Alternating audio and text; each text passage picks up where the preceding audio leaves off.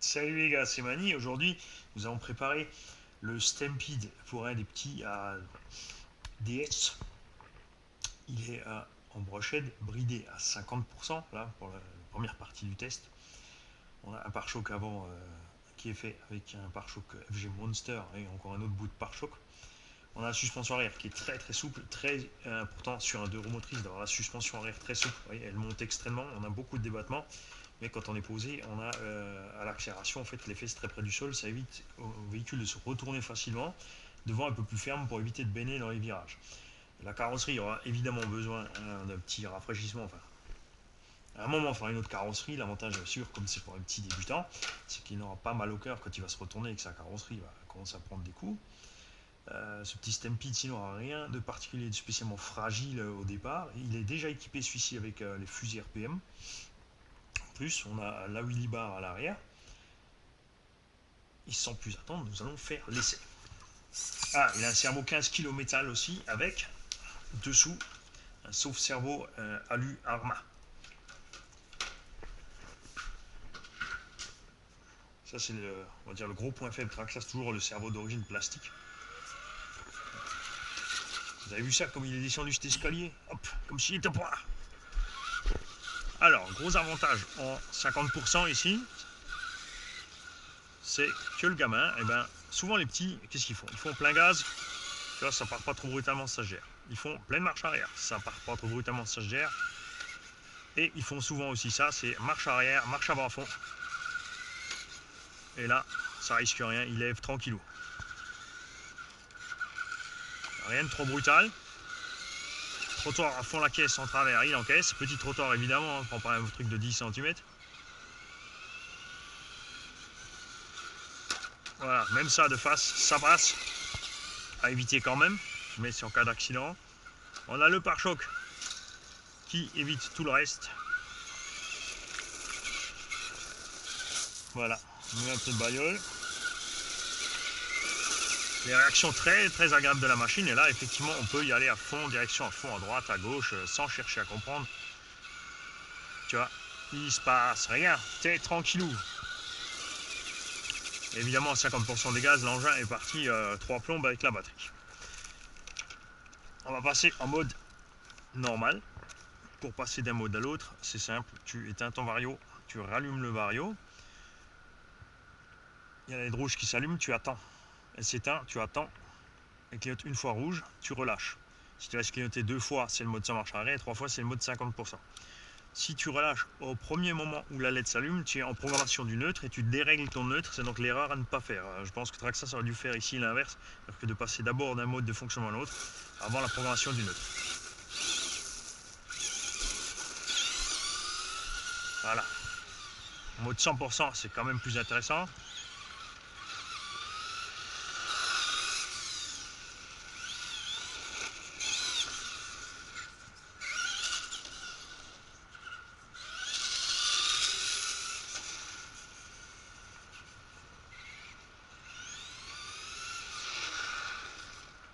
Deux roues motrices, par contre, le freinage, faut gérer un petit peu.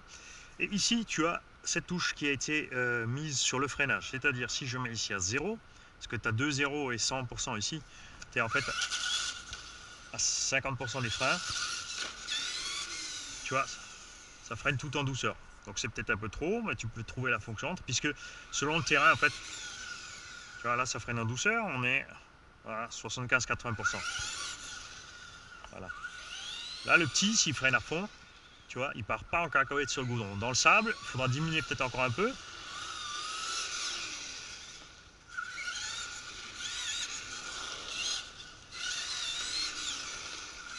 Tu vois. C'est pour ça qu'il est important que la suspension à l'arrière décroche. Vous avez vu, à l'accélération, il est tassé complètement en bas. Tu es en train d'accélérer et quand tu mets le coup de patin, il monte, il baigne et la roue pourtant reste par terre. Elle ne lève pas, ce qui fait que tu ne fous pas facilement le camp. C'est le poids qui reste au sol qui maintient le véhicule par terre.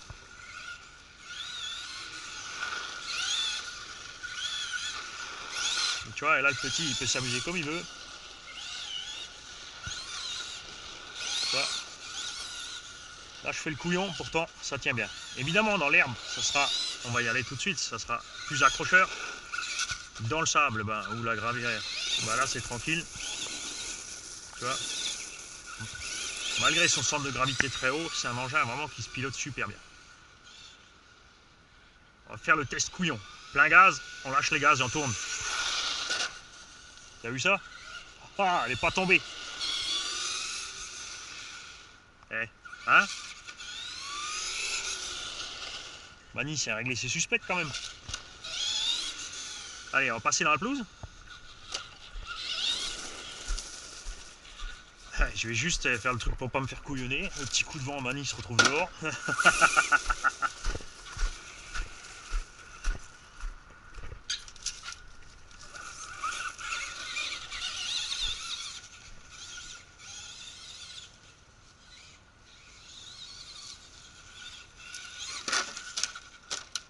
Hop, la gamelle fatale.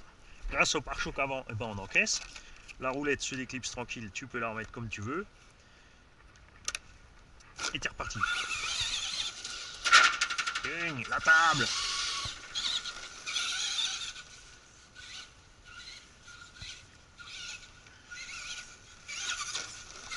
Alors non les gars, c'est pas que je sais plus rouler, mais il faut faire un test réel. Un petit, il va pas forcément rouler comme nous. Il a d'autres réflexes. Souvent, ses réflexes sont meilleurs que les nôtres. Mais il n'a pas idée au départ. En fait, il n'anticipe pas le mouvement de la caisse. Où est-ce qu'elle va aller? Il ne sait pas. En fait, c'est sûr, il ne peut pas rêver dans quel sens elle va glisser, jusqu'où et combien, et à quelle vitesse, etc., etc. Ce qui est bien avec ce petit Stampede, voilà, tu vois, il franchit quand même des gros trucs et ralentit pas dans l'herbe. Ça, c'est vachement sympa avec cet engin. Après, c'est pas un 4x4, c'est sûr, tu peux pas faire du franchissement du machin du bidule. Mais il y a de quoi faire.